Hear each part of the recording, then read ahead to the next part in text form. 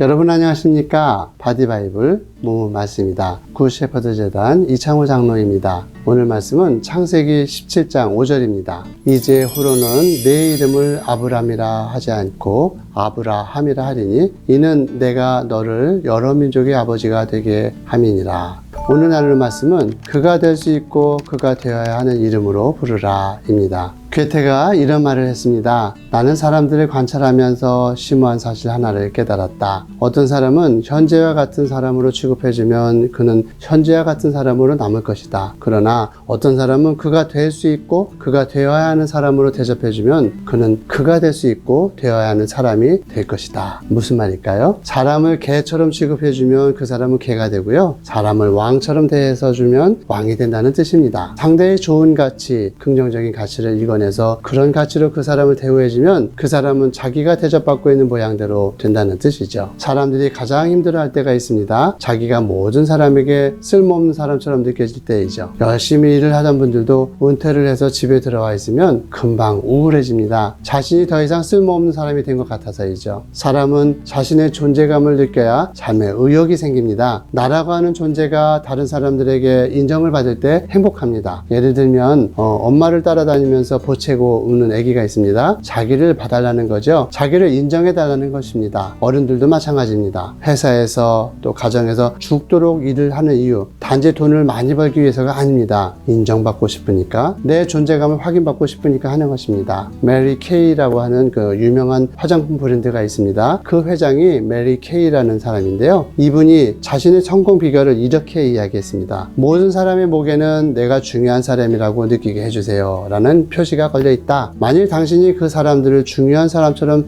느끼게 해줄 수 있다면 당신은 삶에서 뿐만 아니라 사업에서도 성공할 것이다. 어느 수도원이 있었습니다. 그런데 수도원장에 고민이 생겼습니다. 수도원이 활기가 없어진 겁니다. 사람들도 적어졌고요. 경건의 모습도 사라졌습니다. 수도원장이 고민하다가 위대한 스승을 찾아가 물었습니다. 우리 수도원이 이렇게 망가진 이유가 뭡니까? 죄입니까? 그러자 스승이 대답을 합니다. 그래, 죄 때문이야. 무지의 죄 때문이다. 아니, 무엇을 모르고 있다는 겁니까? 수도원장이 스승에게 물었습니다. 그러자 스승이 너희 수도원에 변장한 그리스도가 계셔. 그걸 모르고 있기 때문이야. 그 이야기를 듣고 수도원장이 돌아왔습니다. 그리고는 생각을 합니다.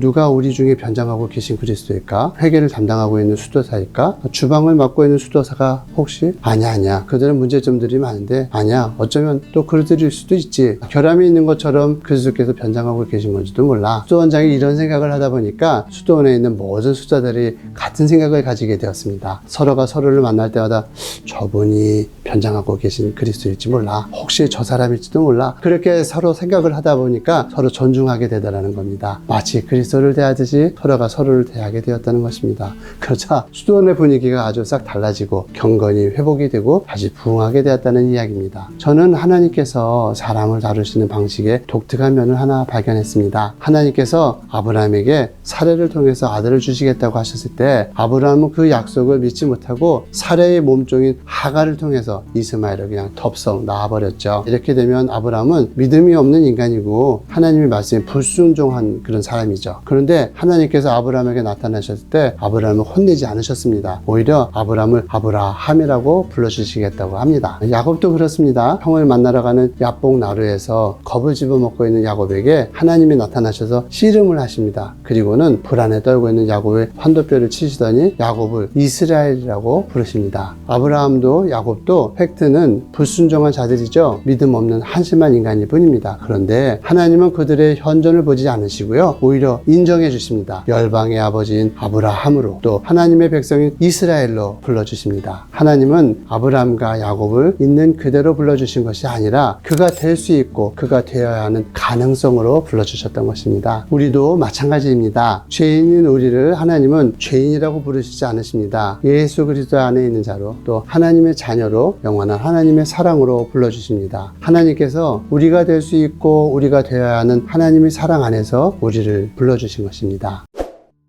이상으로 선한 목자를 따르고 싶은 이창호 장로였습니다. 오늘 하루 만나는 사람마다 그가 되어야 하는 하나님의 기대치로 그들을 만나보시기 바랍니다.